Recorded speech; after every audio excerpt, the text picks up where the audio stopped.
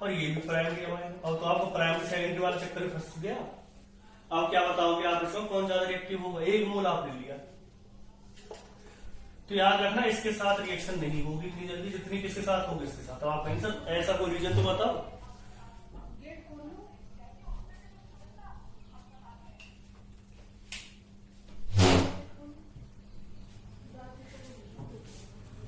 तो इसमें अगर हम रिएक्शन की बात करते हैं, ये प्राइमरी अमाइन है, ये भी प्राइमरी अमाइन है, लेकिन इसमें एक चीज आएगी कि अगर हम इस रिएक्शन को देखते हैं, अगर मैं इस रिएक्शन को देखूं, इसके इलेक्ट्रॉन डीलोकलाइज नहीं हो सकते क्योंकि नेक्स्ट कार्बन कैसी है, sp3 हाइब्रिडाइज। लेकिन इसके इलेक्ट्रॉन डीलोकलाइज हो सकते क्योंकि नेक्स्ट कार्बन कैसी है, sp2 हाइब्रिडाइज। इसकी जो नेक्स्ट कार्बन है वो कैसी है, sp2 हाइब्रिडाइज। तो इलेक्ट्रॉन डीलोकलाइज हो सकते हैं। आपको एक चीज मैं बता देता हूं, जब एनिलीन का एसिटाइलेशन होता है तो एनिलीन किसकी तरह काम करता है, ये काम करता है न्यूक्लियोफाइल की तरह। और कोई अच्छा न्यूक्लियोफाइल कब रहेगा, जब उसके पास इलेक्ट्रॉन ज्यादा रहेंगे। लेकिन इसके इलेक्ट्रॉन तो बेंजीन रिंग के अंदर जा रहे हैं, इसके जो इलेक्ट्रॉन है वो किसमें जा रहे हैं, बेंजीन रिंग के अंदर जा रहे हैं। जबकि इसके इलेक्ट्रॉन बेंजीन रिंग के अंदर नहीं जा पा रहे क्योंकि नेक्स्ट कार्बन कैसी sp3 हाइब्रिडाइज है। और आपको मैंने बताया था रेजोनेंस में कि अगर आपने नहीं देखा रेजोनेंस तो पहले आप रेजोनेंस देख लीजिए, उससे चीज क्लियर हो जाएगी कि इसमें रेजोनेंस पॉसिबल नहीं हो पाएगा, तो रेजोनेंस पॉसिबल हो जाएगा। तो रिएक्शन जो है, क्योंकि ऊपर वाले NH2 के पास कम इलेक्ट्रॉन है और इस वाले NH2 के पास इलेक्ट्रॉन ज्यादा है, इसलिए ये रिएक्शन फास्ट देगा। तो इसमें NH के साथ, इस वाले NH के साथ या NH2 के साथ COCH3 ग्रुप लगेगा, ना कि ऊपर वाले। हाँ, ये हो सकता है कि अगर आप दोबारा से रिएक्शन करवाते इसकी CH3CO की ट्वाइस के साथ और O यानी कि इसी के साथ, तब इसमें दोबारा से प्रोडक्ट बन जाता है। लेकिन अगर आपने एक ही मोल लिया है तो रिएक्शन ऐसे ही। आगे ना समझ में।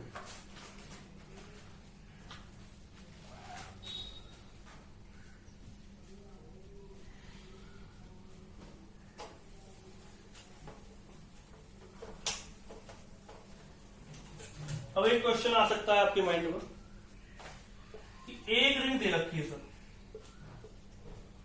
उस पर OH भी लग रहा है और NH2 भी लग रहा है, और आपने 1 मोल ले लिया CH3COCl का। अब किसके साथ रिएक्शन जल्दी होगा, तो याद रखना इसके साथ ही रिएक्शन देगा, ना कि इसके साथ। आप कहेंगे सर क्यों, इसके भी इलेक्ट्रॉन डीलोकलाइज हो रहे हैं, इसके भी इलेक्ट्रॉन डीलोकलाइज नहीं, तो इसके साथ रिएक्शन क्यों देगा। अब आप ये तो कह सकते हैं सर कि ये कौन सा है, आप कहेंगे सर ये तो है सेकेंडरी एल्कोहल, ये कौन सा, प्राइमरी अमाइन। लेकिन इसका एक रीजन और भी है, क्योंकि नाइट्रोजन की इलेक्ट्रोनेगेटिविटी क्या होती है, नाइट्रोजन की इलेक्ट्रोनेगेटिविटी क्या होती है, ऑक्सीजन से कम। तो नाइट्रोजन जल्दी इलेक्ट्रॉन दे सकता है कंपेयर टू किसके, ऑक्सीजन के। इसलिए जो नाइट्रोजन की इलेक्ट्रोनेगेटिविटी किससे कम है, ऑक्सीजन से कम है, तो रिएक्टिविटी किसकी ज्यादा रहेगी, नाइट्रोजन की ज्यादा रहेगी, इसलिए वो रिएक्शन देगा। क्या बना देगा इसमें, OH, और यहां पर क्या आ जाएगा, NHCOCl।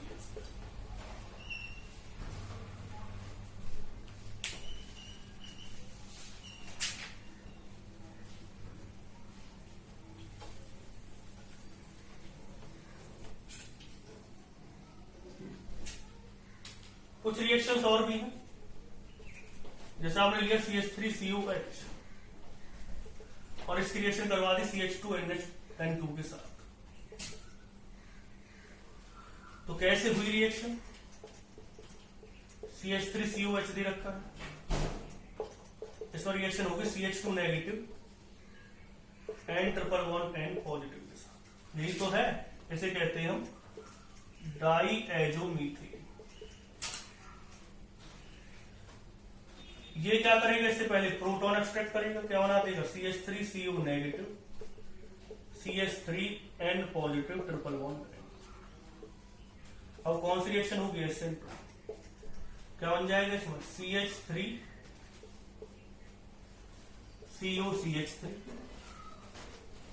साथ में क्या बाहर निकलेगा, N। तो ये एक प्रिपरेशन ऑफ ईस्टर भी कह सकते हैं आप इससे। कैसे हुई है वो आपने देख लिया।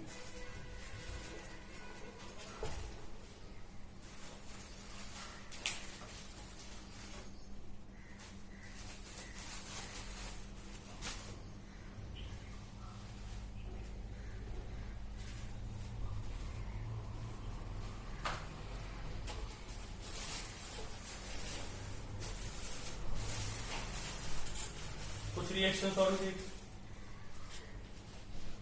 जैसे आपने क्या लिया, फिनॉल ले लिया, एल्कोहल के साथ रिएक्शन नहीं देगा ही, लेकिन फिनॉल के साथ दे सकता है। क्या बना देगा, सिंपल तरीका था, यहाँ पर आ जाए OCH3 साहब, हाथों में क्या निकल जाएगा N2। अगर आप रिएक्शन कर रहे हैं किसके साथ, SO3H के साथ, एसिडिक हाइड्रोजन होनी जरूरी है। और ये सल्फोनिक एसिड है, ये भी क्या है, फिनॉल है, फिनॉल के पास भी एसिडिक हाइड्रोजन होती है। OCH3 साथ में क्या बनेगा, N2। तो यहां पर चीजें आपके सामने क्लियर हो गई, किस तरह से इसमें प्रिपरेशन हो रही है ईस्टर की।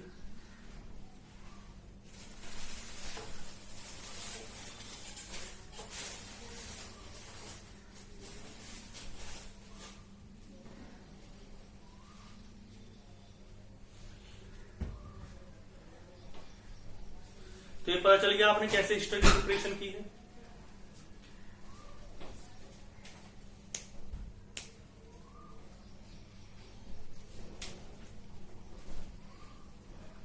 और देखिए इसमें कुछ चीजें हैं, जैसे trans esterification,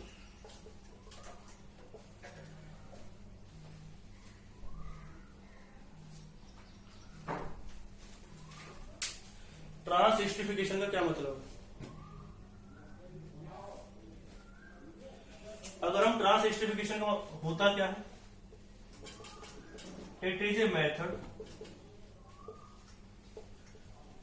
which is used for the preparation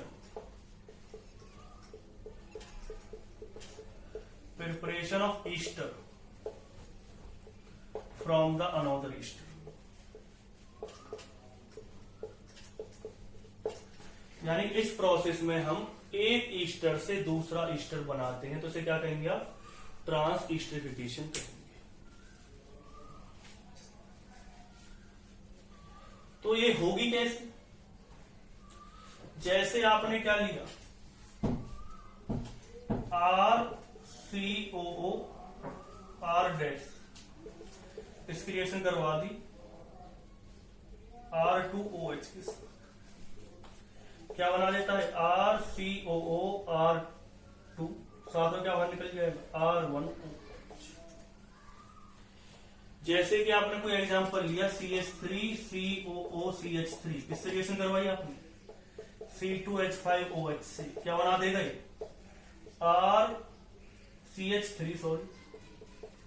CH3COO C2H5, साथ में क्या बाहर निकले, CH3OH। यानी कि एक ईस्टर से आपने दूसरा ईस्टर तैयार कर दिया।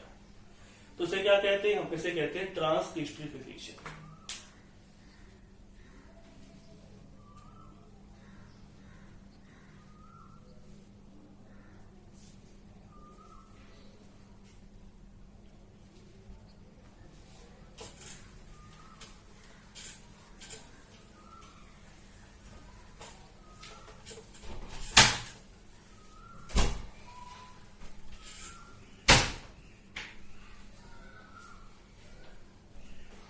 अब हमारे लिए क्या जरूरी है, ट्रांस एस्टरिफिकेशन। अब आपको पता चलिए किस तरह से होगी।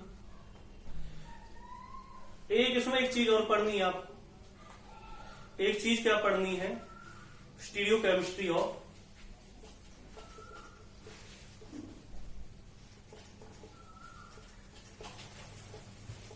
एस्टरिफिकेशन। अब इस स्टीरियोकेमिस्ट्री ऑफ एस्टरिफिकेशन से क्या मतलब, वो आप समझ। जब हम स्टीरियोकेमिस्ट्री ऑफ एस्टरिफिकेशन की बात करते हैं,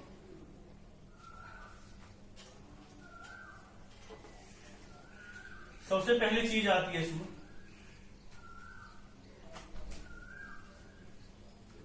अगर मान के चलिए आपने क्या लिया है, एसिड लिया है। एसिड कैसा है, एसिड का है रेसमिक मिक्सचर। आप जानते हैं रेसमिक मिक्सचर में दो चीजें होती है, कौन सा होता है, डेक्स्ट्रो, और एक क्या होता है, लीवो। एसिड के अंदर क्या डाला आपने, एल्कोहल। एल्कोहल ऑप्टिकली क्या है, प्योर है। मान के चलिए वो डेक्स्ट्रो। ठीक है, अब ये रेसिमिक मिक्सचर है, तो मिक्सचर मतलब क्या है, इसके अंदर दो तरह के एसिड मौजूद हैं, एक डेक्स्ट्रो मौजूद है और एक कौन सा, लीवो।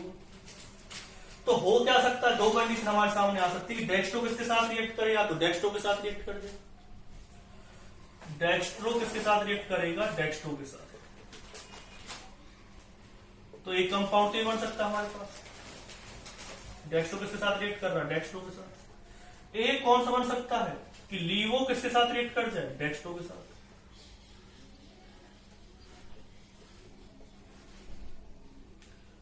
तो इसका मतलब क्या है, एक चीज आप याद रखना, ये दोनों जो कंपाउंड आपस में बनेंगे, एक डेक्स्ट्रो डेक्स्ट्रो के साथ रिएक्ट कर सकता है, एक चीज बन सकती है, इसमें मिक्सचर है, तो एक डेक्स्ट्रो डेक्स्ट्रो के साथ रिएक्ट कर सकता है, डेक्स्ट्रो लीवो के साथ रिएक्ट कर सकता है, वो मैंने आपके सामने लिख दी।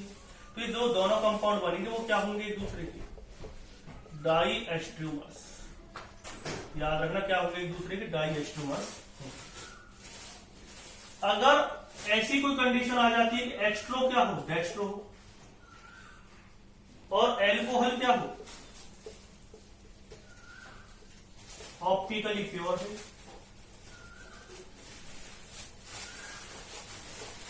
और एल्कोहल क्या हो, इसमें एल्कोहल हो रेसिमिक मिक्सचर।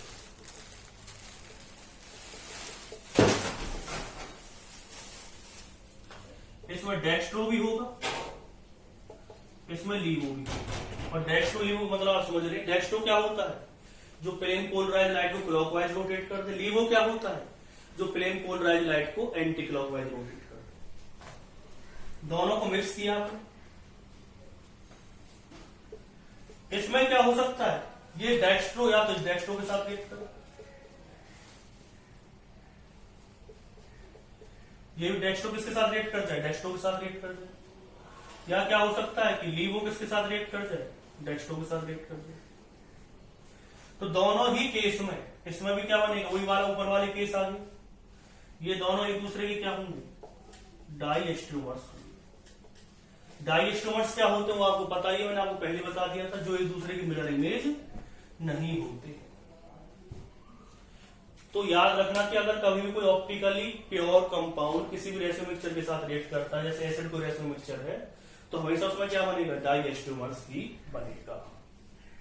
तो ये माइंड में आपके भी क्लियर हो चुकी होगी, ठीक है।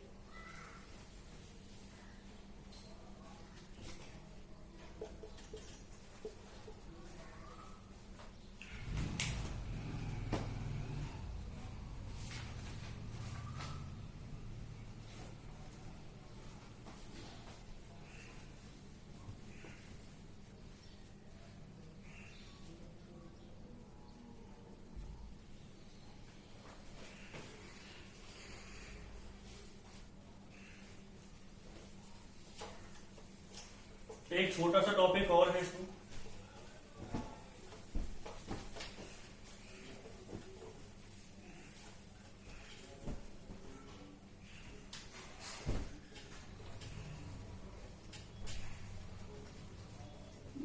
इसका नाम है सफोनिफिकेशन।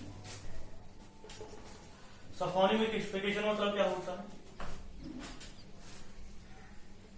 Hydrolysis of Easter in basic medium. ठीक है ना, एक चीज याद रखना, esterification can't take place in basic medium। जो एस्ट्रिफिकेशन है वो कभी भी बेसिक मीडियम में नहीं हो सकती। अब क्यों नहीं हो सकती, वो हमारे लिए समझने वाली बात है कि एस्ट्रिफिकेशन बेसिक मीडियम में क्यों नहीं। जो हाइड्रोलिसिस है उससे अगर हम बेसिक मीडियम में करवाते हैं ईस्टर की, तो उसे क्या कहते हैं, सफोनिफिकेशन कहते हैं। अब एक चीज समझिए, आपको दिया हुआ है COOH, इसकी रिएक्शन करवाई आपने R-OH के साथ, लेकिन मीडियम कैसा लिया है इस बार, बेसिक लिया है। मीडियम कौन सा लिया है आपने, बेसिक लिया है।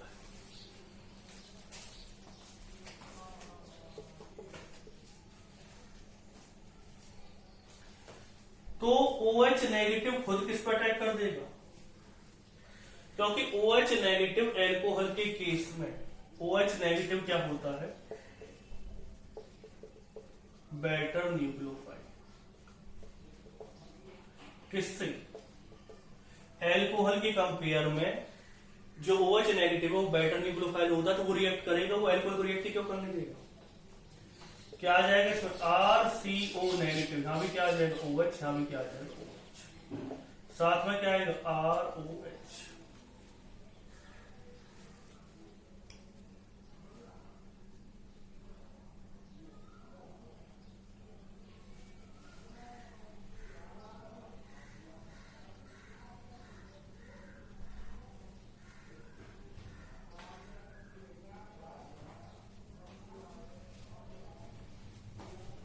ठीक है,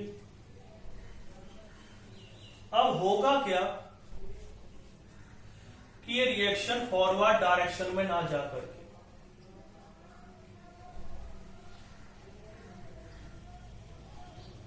ये क्या हो जाएगा, अनस्टेबल हो जाएगा,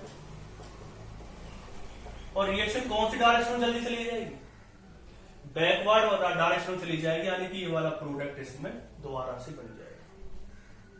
ठीक है, क्योंकि H लेगा इसमें और जो OH ग्रुप है वो इसमें से निकल जाएगा, दोबारा से क्या हो जाएगा, अनस्टेबल होने की वजह से दोबारा से प्रोडक्ट बना देगा। तो एक चीज आपको याद रखनी है कि एसिडिक, अगर आपने बेसिक मीडियम लिया है तो वहां पर एस्टरिफिकेशन नहीं पॉसिबल हो पाती है, क्योंकि जो इसमें प्रोडक्ट बनेगा वो अनस्टेबल होने की वजह से वापस क्या बना देता है, बैकवर्ड डायरेक्शन में चला जाता है।